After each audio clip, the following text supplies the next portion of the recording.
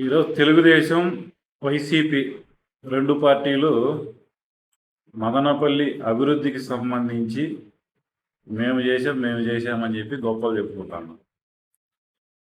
వాస్తవంగా మదనపల్లికి ఎవరేం చేశారు? గత మనకి స్వాతంత్రం వచ్చినప్పటి నుంచి అత్యధిక కాలం కాంగ్రెస్ పార్టీ పరిపాలన చేసింది. తర్వాత తెలుగుదేశం పార్టీ, తర్వాత వైసీపీ కూడా అధికారంలో ఉండింది. ఇన్నేళ్ల కాలంలో మదనపల్లి ఏం అభివృద్ధి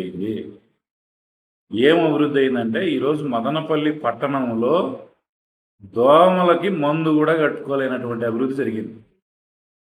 మురుగునీళ్ళు, ఇల్లు, జనం వలసలు వచ్చి రకరకాలుగా ఇక్కడ ప్రశాంతంగా ఉంటుంది అని చెప్పి ఇల్లు నిర్మించుకొని ఆ ఇండ్లలో నీరు ఇంటి ముందనే మడుగుల్లాగా మారిపోయినటువంటి పరిస్థితి. ఇది అభివృద్ధి మీరు చేసింది. దోమలకు ముందు కొట్టుకోలేం, మురుగునీరు స్వేచ్ఛగా బయట పోయే పరిస్థితి లేదు. ఇంకా ట్రాఫిక్ గురించి దాని కథ ఎంత తక్కువ మాట్లాడుకుంటే అంత మంచి పేరు మనకు వస్తుంది. ఎంత అన్యాయంగా ఉంది ట్రాఫిక్. మదనపల్లి జిల్లా చేసినామని చెప్పి గొప్ప చెప్తున్నారు. ఓకే, మదనపల్లి జిల్లా చేసినారు, అందరూ సంతోషించారు. జిల్లా మాది కూడా జిల్లా ఉందని చెప్పి చెప్పుకోవడానికి ఒక అవకాశాన్ని ఇచ్చారు. అయితే ఏం జరిగింది? జిల్లా ఏర్పడినటువంటి తక్షణం మదనపల్లి టౌన్లో వస్తున్నటువంటి ఆర్టీసీ బస్సులన్నింటినీ బైపాస్ రోడ్లకి మళ్లించేసి రోజువారీ పనులు చేసుకునే వాళ్ళ మీద అదనంగా భారాలు మోయపడం అభివృద్ధి. ఈరోజు ఉద్యోగస్తులు, ఉపాధ్యాయులు, రకరకాల ఆఫీసులు పోయేటటువంటి ఉద్యోగస్తులందరూ కూడా వాళ్ళు రోజువారీ ఖర్చుల్లో నుంచి అదనంగా రోజుకు 200 రూపాయల ఖర్చు కేవలం ఛార్జీల కోసం వెచ్చించాల్సినటువంటి పరిస్థితి వచ్చింది. ఇది మీరు జిల్లా చేసిన తర్వాత చేసినటువంటి ఏం చెప్పారు? మదనపల్లి టమాటో మార్కెట్ని బయట తరలిస్తామన్నారు. ఇప్పటిదాకా తరలించలేదే. ఎందుకు తరలించలేదు? మేము సిపిఎం పార్టీ తరఫున ప్రతి సంవత్సరం ఇక్కడ ట్రాఫిక్ సమస్య ఏర్పడుతూ ఉంది, మీరు మార్కెట్ యార్డును బయటకి తరలించడం ద్వారా ట్రాఫిక్ సమస్యను అధిగమించడానికి అవకాశం ఉంది. ప్రస్తుతం ఉన్నటువంటి మార్కెట్ యార్డ్కి వారపు సంతను ఇక్కడికి షిఫ్ట్ చేయండి, అక్కడ డైలీ మార్కెట్ పెట్టండి అని చెప్తూ ఉంటే దాని గురించి పట్టించుకోవట్లేదు. హడావిడి చేశారు ఎమ్మెల్యే గారు కానీ మిగతా నాయకులందరూ కూడా హడావిడి చేసి, ఏదో కలెక్టర్ గారు అయితే మరి నేరుగా పోయి స్థలాన్ని పరిశీలన చేశారు. ఏమైంది? ఈరోజు మార్కెట్ కమిటీ డబ్బులు కట్టండి మేము భూమి ఇస్తామంటారా? అంటే గవర్నమెంట్ ఏమో కార్పొరేట్కి ఋషికొండలో లేకుంటే రకరకాల చోట్ల 99 పైసలకు మేము ఎకరా ఇస్తామని చెప్తారు. ఈడ మాత్రం మార్కెట్ కమిటీకి ప్రజల ఇబ్బందులు తీర్చుకోవడం కోసం, రైతుల కోసం భూమి ఫ్రీగా కేటాయించలేనటువంటి దౌర్భాగ్యకర పరిస్థితుల్లో ఉంది ఈరోజు ప్రభుత్వం. దీని గురించి ఏమైనా మాట్లాడుతున్నారా వైసీపీ కానీ తెలుగుదేశం కానీ? ఏం మాట్లాడుతున్నారు మీరు ఒకరి మీద ఒకరు నిందలేసుకుంటా మేము అది చేసినాం, మేము ఇది చేసినాం అంటే ఎవరికంటే మీరు ఎవరు చేశారు ప్రజల కోసం నిజాయితీగా చెప్పండి. మేము కూడా ఈరోజు మాట్లాడుతున్నాం. గంజాయి అప్పుడు ఉంది, ఇప్పుడు ఉంది, ఎప్పుడు లేదు. బెల్ట్ షాపులు మరింత విపరీతం అయిపోయినాయి. మద్యం సిండికేట్లు అన్ని పార్టీల నాయకులు ఉన్నారు, ఇసుక సిండికేట్లు అన్ని పార్టీల నాయకులు ఉన్నారు. మీ వల్లనే ఈరోజు రెండు పార్టీల నాయకుల కారణంగానే మదనపల్లిలో ట్రాఫిక్ సమస్య చాలా తీవ్రమవుతుంది. అన్ని పార్టీల నాయకులు ఈరోజు రోడ్లను ఆక్రమించుకున్నారు, వాళ్ళకి వత్తాసు మీరే పలుకుతున్నారు.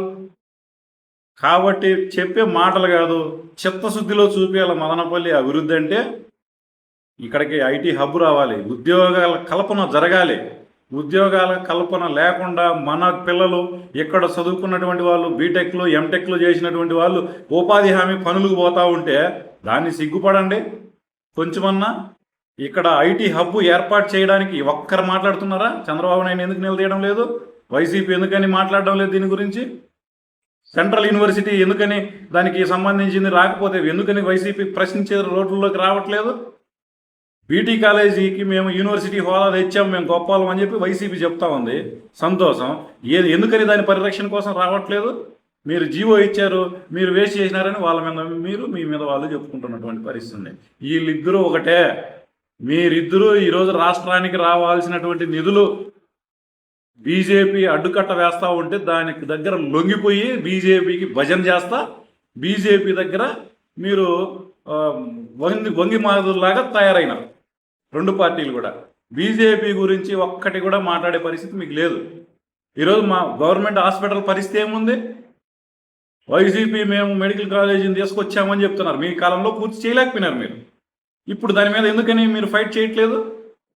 ఈరోజు తెలుగుదేశం పార్టీ అధికారంలోకి వచ్చిన తర్వాత మెడికల్ కాలేజీ నిర్మాణం ఆగిపోవడమే కాకుండా ఉన్నటువంటి ప్రభుత్వ ఆసుపత్రుల్లో వైద్యం చేసేటటువంటి పరిస్థితి లేదు. యాక్సిడెంట్ అయ్యి వస్తే చిన్న ఏలు విరిగిన తిరుపతికో సిఎంసికో పంపించేటటువంటి పరిస్థితి ఉంది. దీనికి మీరు కదా బాధ్యులు, రెండు పార్టీలు బాధ్యత లేదా? కాబట్టి ఈరోజు మదనపల్లిలో ఈ సౌకర్యాలు లేకుండా పోయినాయంటే కారణం రెండు పార్టీలు బాధ్యత వహించాల్సిందే. ప్రజలు ఎదుర్కొంటున్నటువంటి సమస్యల మీద మీకు చిత్తశుద్ధి ఉంటే దాని గురించి మాట్లాడండి. ఈరోజు వారానికి ఒకసారి మంచినీళ్ళు వచ్చేటటువంటి పరిస్థితి ఉంది. దోమలు విపరీతంగా స్వైర వివహారం చేస్తూ ఉన్నాయి, ఇబ్బందులు పడుతూ ఉన్నారు. దీనివల్ల పిల్లలకి జ్వరాలు, రకరకాల సమస్యలు వస్తున్నటువంటి పరిస్థితి ఉంది. ట్రాఫిక్ సమస్య, అన్ని రకాల మనుషులు, ఎన్ని యాక్సిడెంట్లు జరుగుతాయి టౌన్లో మీరు లెక్కేస్తున్నారా? అంటే చచ్చిపోతే తప్ప మనకు యాక్సిడెంట్ అనేది గుర్తురాదా? ఎంతమందికి దెబ్బలు తగులుతున్నాయి, ఎంతమంది సర్దుకొని ఇంటికి పోతున్నటువంటి పరిస్థితి, ప్రైవేట్ హాస్పిటల్ ఎంతమంది చూపించుకుంటున్నారు, లెక్కలు తీయండి ఎన్ని యాక్సిడెంట్లు జరుగుతున్నాయో. కాబట్టి మేము సిపిఎం పార్టీ తరఫున చెప్తున్నది ఏంటంటే, ఈ రెండు పార్టీలు నిందలు వేసుకోవడం, ఒకరి మీద ఒకరు భుజాలు తెరుచుకోవడం ఆపేసి ప్రజల అభివృద్ధి గురించి, మన సౌకర్యాల గురించి, ఇక్కడ ఉపాధి కల్పన గురించి, విద్యా సౌకర్యాల పెంపుదల గురించి, మదనపల్లిని ఒక సర్వాంగ సుందరమైనటువంటి ఎట్లయితే ఇది ప్రశాంతమైనటువంటి పట్టణం అని చెప్పే పేరుందో ఆ పేరును నిలబెట్టడానికి ప్రయత్నం చేయండి. అప్పుడు హర్షిస్తారు జనం ఎవరైనా. లేకపోతే మిమ్మల్ని చేత్కరించుకునే పరిస్థితి వస్తుంది. అందుకు మీరే బాధ్యత వహించాలని సిపిఎం పార్టీ తరఫున హెచ్చరిస్తా ఉన్నాం.